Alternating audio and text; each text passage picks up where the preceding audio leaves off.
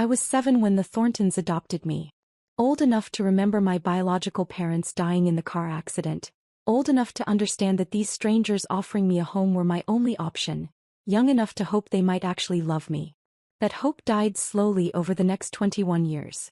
It wasn't dramatic abuse. Nothing I could point to and say, this is wrong. It was subtler. The way Mom introduced me, this is our daughter Sarah, and these are our real children, Michael and Jennifer. The way Dad's eyes would glaze over when I talked about my achievements but light up for my siblings' mediocre accomplishments. The way family photos were arranged in the hallway. Michael's graduation front and center, Jennifer's wedding massive and gilt-framed, my college degree tucked in the corner where guests wouldn't notice. I learned early to stay quiet, stay small, stay grateful. After all, they'd given me a home when I had nothing. The Easter gathering was at their house. A sprawling colonial in the suburbs that Dad had bought 20 years ago when his financial planning business was booming. These days the business was struggling. I'd heard whispers about clients leaving, about Dad's outdated investment strategies, about the mortgage refinance they'd had to do last year, but the house still projected success. I arrived at noon with a homemade carrot cake, the recipe Grandma Thornton had taught me before she died. The woman who'd adopted me had been dead for 2 years. But she was the only member of this family who'd ever treated me like I belonged. Sarah. Jennifer air-kissed near my cheek, her Chanel perfume overwhelming. You made it. We were just talking about you. That was never a good sign. Inside, the dining room table was set for 12. Mom and Dad at the heads, Michael and his wife Brittany with their 2 kids on one side, Jennifer and her husband Craig on the other, and me squeezed in at the corner near the kitchen door. My usual spot. Mom came out of the kitchen wearing an apron over her designer dress, carrying a platter of glazed ham. At 63, Patricia Thornton was still beautiful, with silver blonde hair and the kind of bone structure that aged gracefully. She'd always been conscious of appearances, her house, her clothes, her children's achievements. I'd never quite fit the image. Sarah, you can put that cake in the kitchen, she said without looking at me. We already have dessert. I set the cake on the counter next to 3 store-bought pies and returned to my seat. Dad said grace. A long, rambling prayer thanking God for family, for blessings, for biological bonds that tied them together. I noticed he didn't mention adoption or chosen family or any of the platitudes people usually offered about love transcending blood. Dinner conversation flowed around me. Michael talked about his architecture firm's new contracts. Jennifer bragged about Craig's promotion to senior vice president. Brittany showed off photos of their kids' private school activities. I ate my ham and watched, offering small smiles when required, staying invisible. Then Dad cleared his throat. I want to talk to everyone about something important, he said, setting down his fork. It's about Mom's mother, about Grandma Thornton's estate. The table went quiet. Even the kids stopped fidgeting. As you know, Grandma passed 2 years ago. Her estate has been in probate, being managed by her trust attorney. It's finally being settled. Dad paused, his face serious. The total value is approximately $4.7 million. Michael whistled. I had no idea Grandma had that much. Her husband invested wisely, Dad said. Unlike some of us. He laughed, but it sounded hollow. Anyway, the trust is structured specifically. Distributions to her children, that's me and your Uncle Richard, and then to her biological grandchildren. My stomach tightened. Mom took over, her voice crisp. The trust document is very clear. Biological descendants only. It was important to Grandma that family wealth stay in the bloodline. Jennifer's eyes flickered to me, then away. So Michael and Jennifer will each receive approximately $400,000 as grandchildren, Mom continued. Your father and Uncle Richard will each receive $1.8 million. Which we'll use to secure our retirement and help with the kids' futures. What about the other $300,000? Michael asked. Trust administration fees, taxes, legal costs, Dad said. These things are expensive. I sat very still, my hands in my lap, my face carefully neutral. I'd learned this skill young, how to absorb pain without showing it, how to hear that you don't belong without crying, how to smile and nod while your heart breaks. I think we should be clear about this, Mom said, looking directly at me for the first time all day. Sarah, this isn't personal. It's legal. Grandma's trust specifically states biological descendants. You were adopted, so legally you're not eligible. We wanted to tell you so there wouldn't be any confusion, Dad added. Or false hope. Michael shifted uncomfortably. I mean, it's not like we decided this. No, it's fine, I said quietly. I understand. Do you? Mom's voice had an edge. Because I want to be very clear. Only biological children get inheritance from the Thornton family trust. Not adopted ones. That's how Grandma wanted it, and that's how it is. Jennifer nodded. It's nothing against you, Sarah. It's just, blood is blood. Craig, who'd always been nice to me in that distant, polite way, looked down at his plate. I said I understand, I repeated, keeping my voice level. Mom seemed disappointed that I wasn't arguing, wasn't giving her an excuse to elaborate on why I didn't deserve to be included. She'd always been like that, looking for opportunities to remind me of my place. Good, she said finally. Then we're all clear. Michael, Jennifer, you'll receive your distributions within 60 days. Your father and I will get ours on the same timeline. What are you going to do with the money? Brittany asked excitedly. Well, Dad said, warming to the topic, first we're paying off the house. Then there's the country club membership we've been wanting to reinstate. Maybe a new car for your mother. And we want to set up education trusts for the grandkids. The conversation shifted to spending plans. Michael wanted to renovate his kitchen. Jennifer was eyeing a vacation property in the Carolinas. Mom started talking about a Mediterranean cruise she'd been researching. I excused myself to the bathroom and stood in front of the mirror, breathing slowly. This shouldn't hurt anymore. I'd known for years that I wasn't really part of this family. Grandma Thornton had been the exception. She'd loved me genuinely, taught me to bake, listened to my stories, told me I was special. But she'd been one person against a family that had never accepted me. Still, hearing it stated so baldly, only biological children get inheritance, not adopted ones, felt like a door slamming shut. Final confirmation of what I'd always suspected. I would never belong. When I returned to the table, Mom's phone was ringing. She glanced at the screen and frowned. It's the trust attorney, she said. I should take this. She stepped into the kitchen and we could all hear her side of the conversation. Yes, this is Patricia Thornton. Yes, I submitted the withdrawal request. What do you mean denied? The table went silent. Everyone was listening now. But I'm a primary beneficiary. The mortgage payment is due. I don't understand who has that authority. Her voice was rising, taking on a sharp edge I recognized. The tone she used when things weren't going her way. A trustee? What trustee? The trust attorney manages everything. There's a family trustee with approval authority. Dad stood up, moving toward the kitchen. Who is it? Who's the trustee? Mom demanded into the phone. There was a long pause. I could see her face through the doorway, watching it go from red to white in seconds. That's impossible, she whispered. She's not even. She can't be. Dad took the phone from her. Oh, this is Robert Thornton. I'm sorry, can you repeat that? Who has trustee authority? His eyes found mine across the room. Locked on. Wait. Sarah, he said. Sarah Wheeler is the trustee? Every head at the table turned to me. I took a sip of water, my hand completely steady, and waited. Dad was speaking rapidly into the phone now. There must be some mistake. She was adopted, she's not a blood relative. What do you mean it doesn't matter? Since when? 2 years ago? Before Grandma died. He pulled the phone away from his ear, staring at it like it had betrayed him, then slowly returned to the table and sat down heavily. The trust attorney says, he began, his voice hollow, that Sarah was appointed family trustee by Grandma Thornton 6 months before she died. She has final approval authority on all distributions, withdrawal requests, and trust decisions. The silence was absolute. Michael broke it.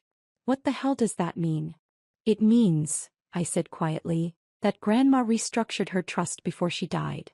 She appointed me as the family trustee with full discretionary authority over distributions.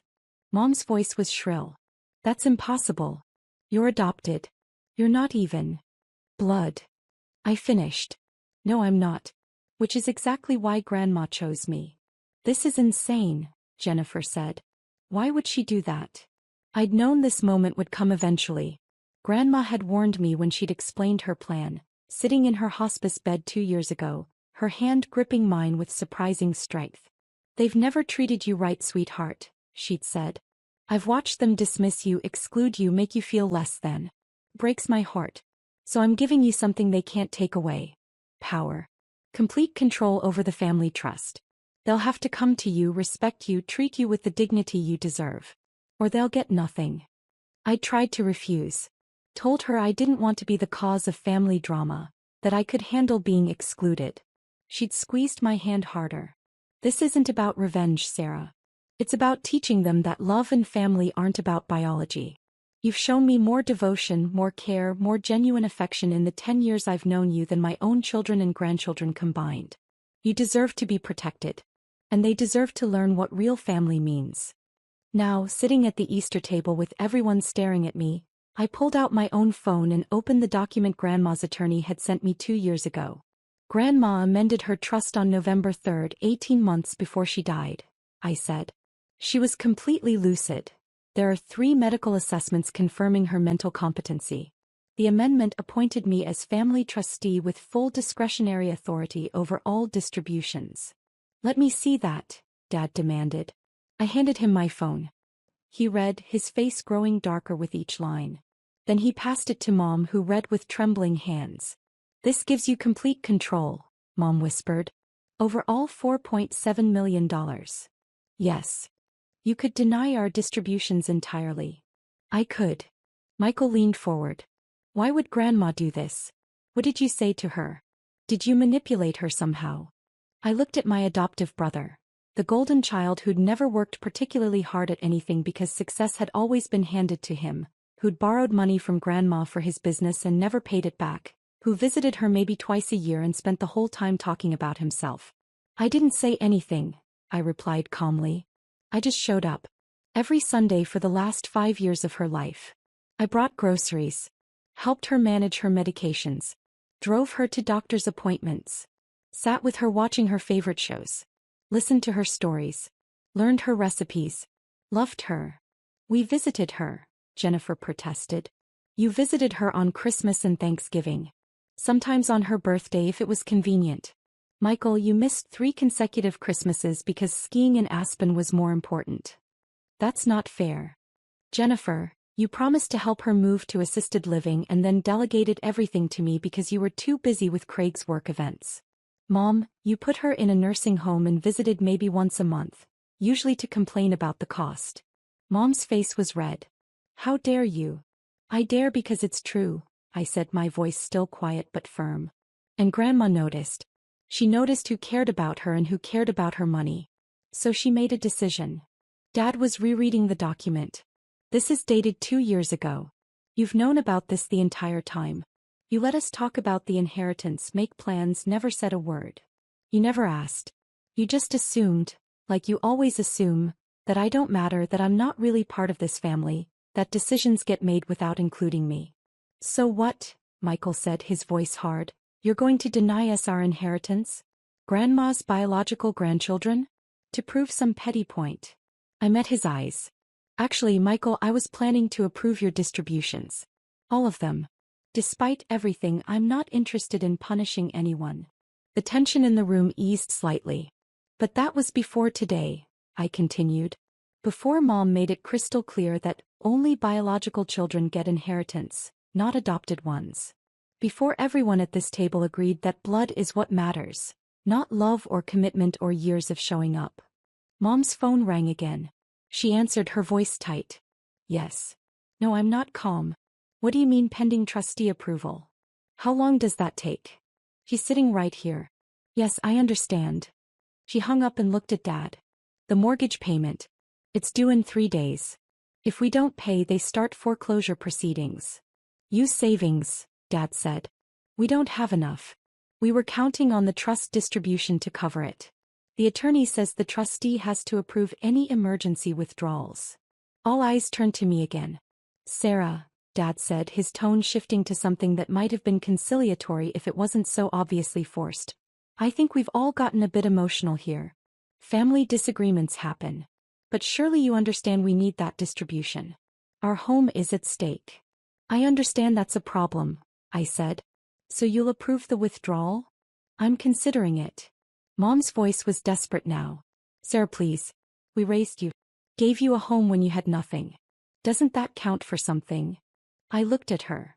This woman who'd given me a roof over my head but never a place in her heart, who'd fed me but never nourished me, who'd tolerated my presence but never celebrated my existence. It counts for a lot, I said honestly. You gave me stability when I needed it. I'm grateful for that. But you also spent 21 years making sure I knew I was temporary, peripheral, not really yours. You introduced me as the adopted one well into my 20s. You excluded me from family decisions, family photos, family pride. You made sure I understood that blood mattered more than anything I could ever do or be. We never said that, Jennifer protested weakly. You said it today. Explicitly. Only biological children get inheritance, not adopted ones. Those were your exact words, Mom. So here's my question. Why should I help you now? By your own definition, I'm not real family. So this isn't really my problem, is it? The color drained from Dad's face. You can't be serious. I'm completely serious. You've spent decades telling me, sometimes with words, usually with actions, that I don't really belong. That I should be grateful for scraps. That I'll never be as important as the biological children. So why would I prioritize your needs now? Michael stood up. This is blackmail. No, I said calmly. Blackmail would be demanding something in exchange for approval. I'm not demanding anything. I'm simply reflecting on whether I want to help people who've made it clear I'm not really family. Craig spoke up for the first time.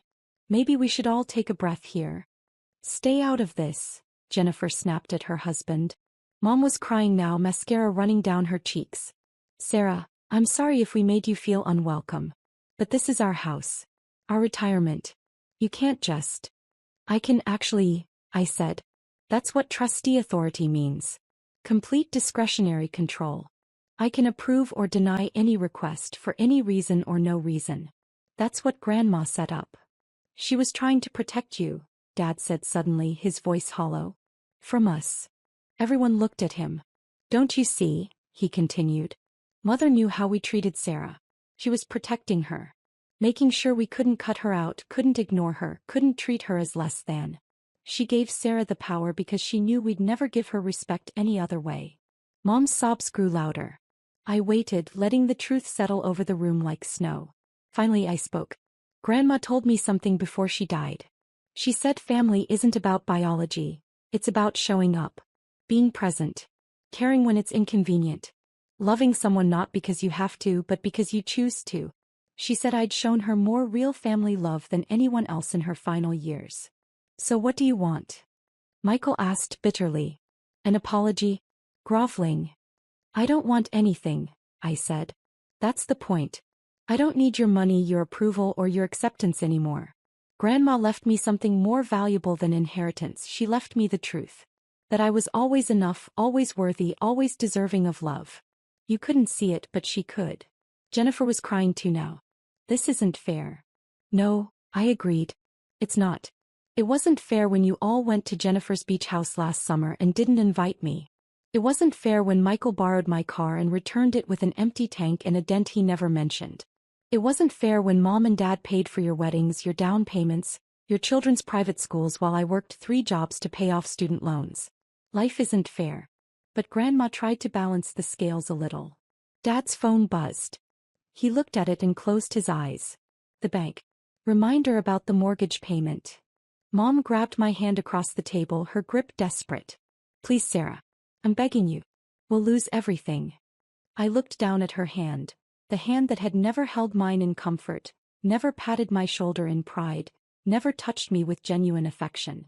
But it was trembling now, and she was my mother in the only way that legally mattered, and I wasn't cruel. I'll approve an emergency withdrawal, I said. Enough to cover your mortgage payment and 3 months of expenses. Relief flooded her face. But, I continued, there are conditions. The relief turned to wariness. First, the full distribution you were expecting, the $1.8 million, will be restructured. You'll receive $150,000 annually for 10 years instead of a lump sum. That's still $1.5 million total, minus administrative fees. The reduced amount is a consequence of today's declaration about adopted children not deserving inheritance. Dad started to protest, but I held up my hand. Second, Michael and Jennifer's distributions will also be restructured. $40,000 annually for 10 years each.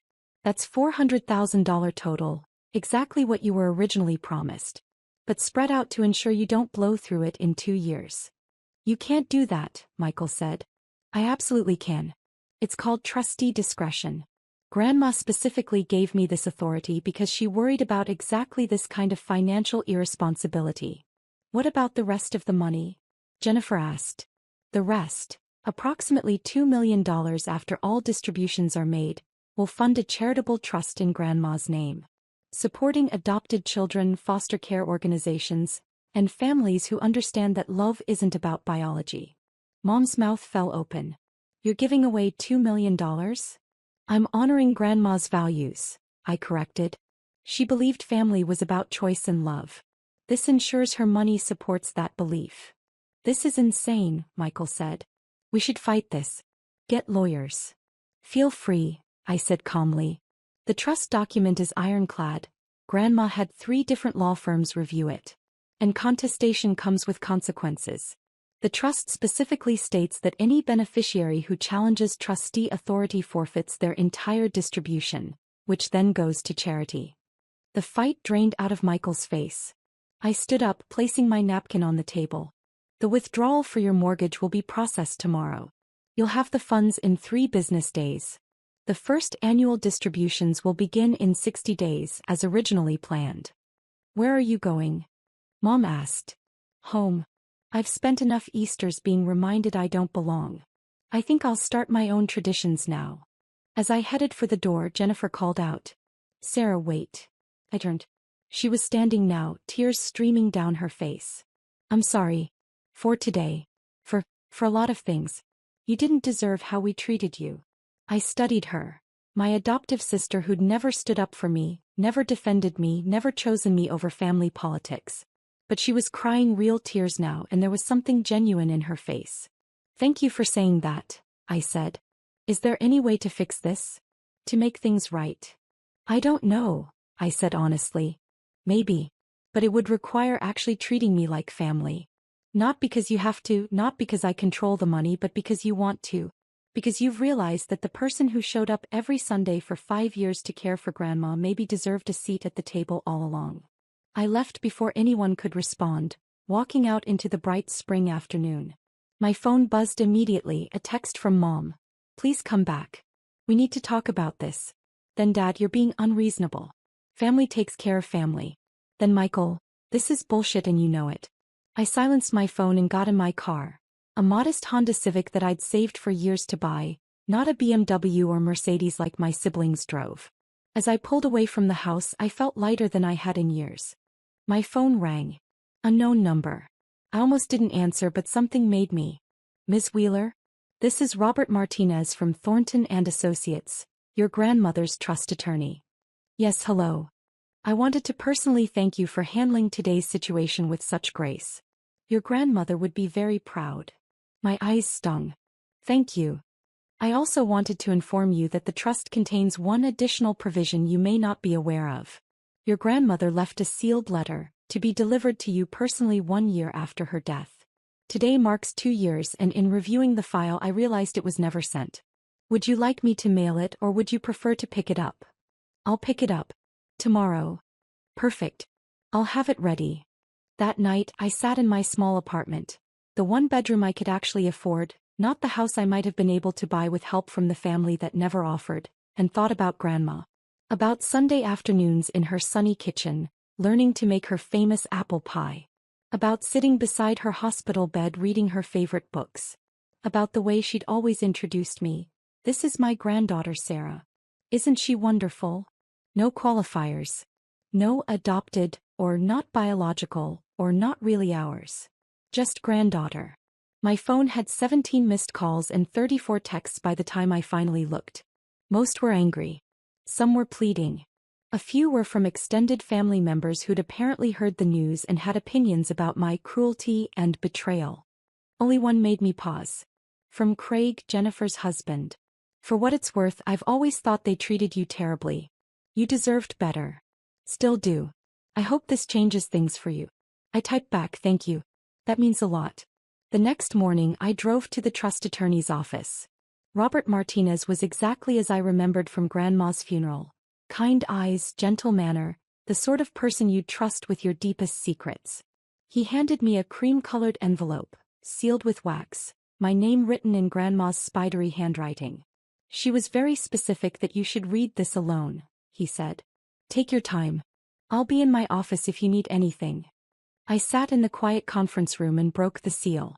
My dearest Sarah, if you're reading this, I've been gone at least a year, and you've likely encountered the reality of the trust structure I created. I hope you understand why I did what I did. I watched my family treat you like a second-class member for years, and it broke my heart every time. You deserved so much better than Patricia's cold tolerance, Robert's indifference, and your siblings' casual cruelty. But you handled it with such grace, such strength, such quiet dignity. That's why I chose you. Not to punish them, though perhaps they deserve it. But to protect you. To ensure they could never dismiss you, never ignore you, never treat you as less than ever again. With control of the trust, you have power they must respect even if they don't want to. But more than that, I wanted you to know your worth. You are the granddaughter of my heart, Sarah. Biology didn't make you mine. Love did. Your faithfulness, your kindness, your genuine care when I needed it most. You showed me what real family means. Use this power wisely. Be firm but fair. Don't let them bully you, but don't become cruel either. You're better than that. You've always been better than that. And remember, you were always enough. Always worthy. Always deeply, completely loved. Your grandma. I cried then, deep, wrenching sobs that had been building for 21 years. Cried for the little girl who'd lost her parents and never quite found a family to replace them.